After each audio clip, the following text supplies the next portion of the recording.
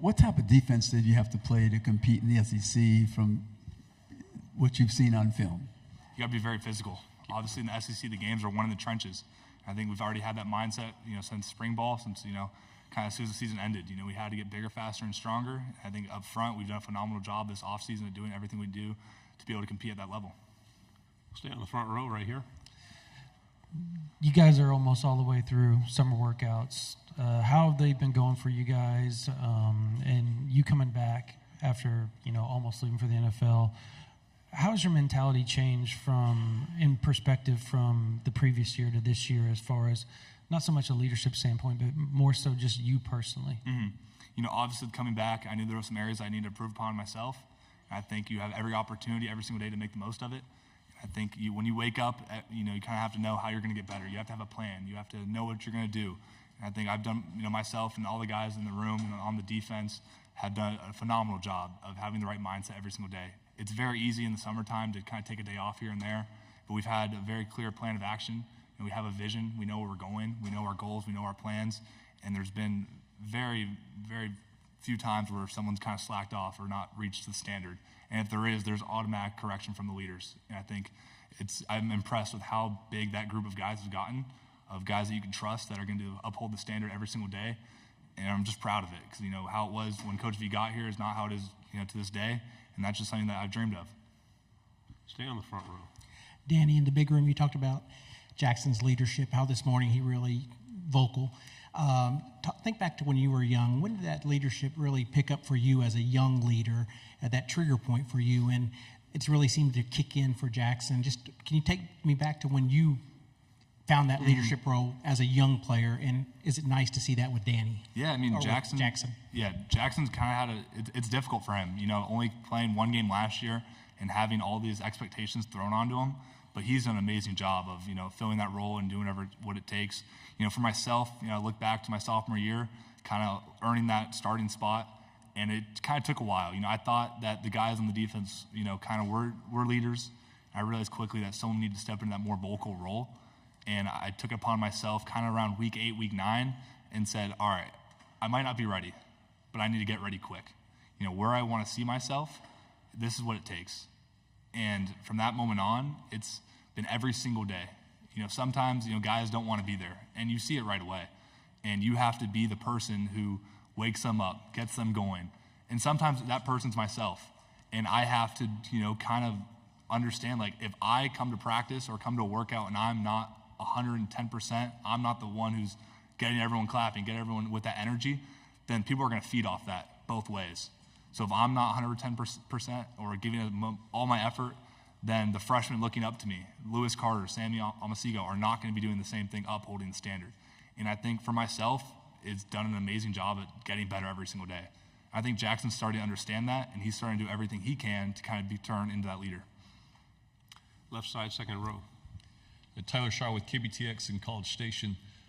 Back during your recruitment, I know A&M was recruiting you. Mike Elko was the defensive coordinator at the time. Just what do you remember from, he's now the head coach at A&M, from Elko and his staff and kind of their recruiting to you? Yeah, looking back, you guys talked about it earlier, and I thought about it. It was Santucci who kind of recruited me exclusively. He was the guy who was always talking to me, always in contact, so I didn't have many conversations with the defensive coordinator. But, that program, it's the tradition there is elite. The 12th man, what they have going for them it's exciting. I wish that we had the opportunity to go there and, play them.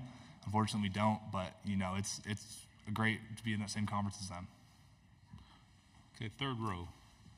There you go. Britton Ross, OU Nightly. You had mentioned earlier about how the leadership has really grown in the team. Is there anyone that's maybe been kind of a surprise leader this season, and maybe how they differ in their leadership style compared to maybe some of the other guys?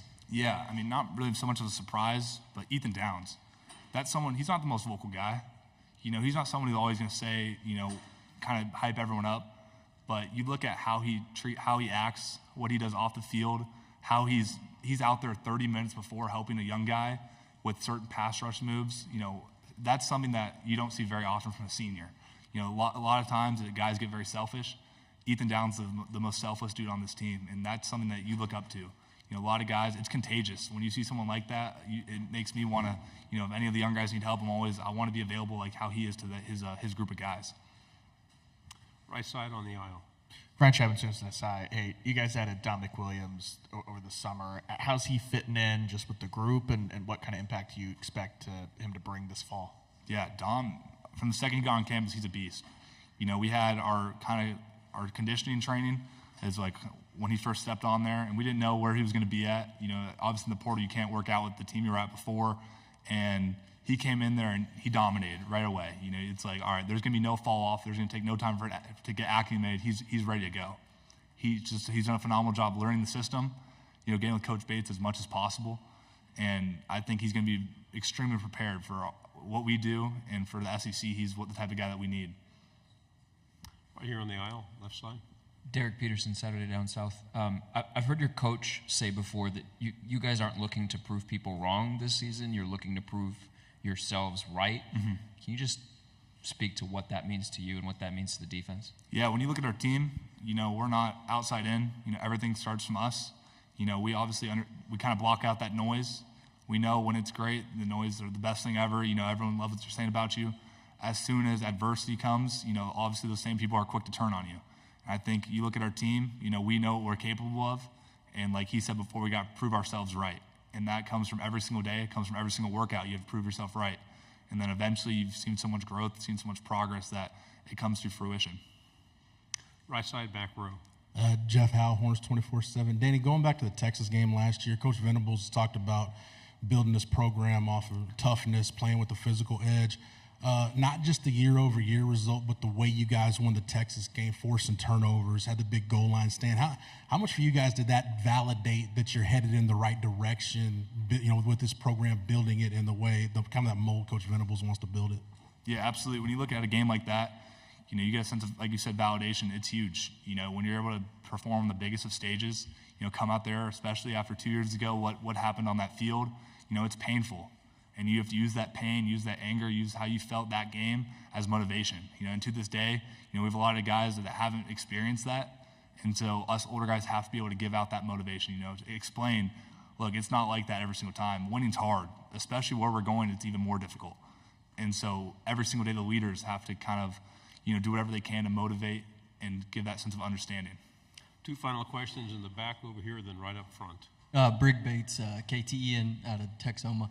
Danny, what does year 3 look like under, the Brent Venables system, regardless of the conference change?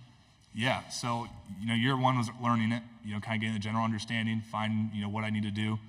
Year 2 was kind of more so understanding, having a deeper sense of confidence, finding myself. Year 3 is more so been teaching it. Having the young guys come in there, running meetings, being a little mini defensive coordinator, I want it to all go through me. I want to be the main gate. Everything that Coach Venables taught me, and Coach Alley as well. He's been a great addition for myself, and it's helped me play, faster than I ever have before. Having a sense of understanding, play with a sense of anticipation, so you're one step ahead of everyone else. Final question. The OU-Texas rivalry is being in the SEC is new. How would you explain that to just a normal SEC fan that kind of looks at it as just another game to a lot of people? I have a Longhorn tattooed on my body.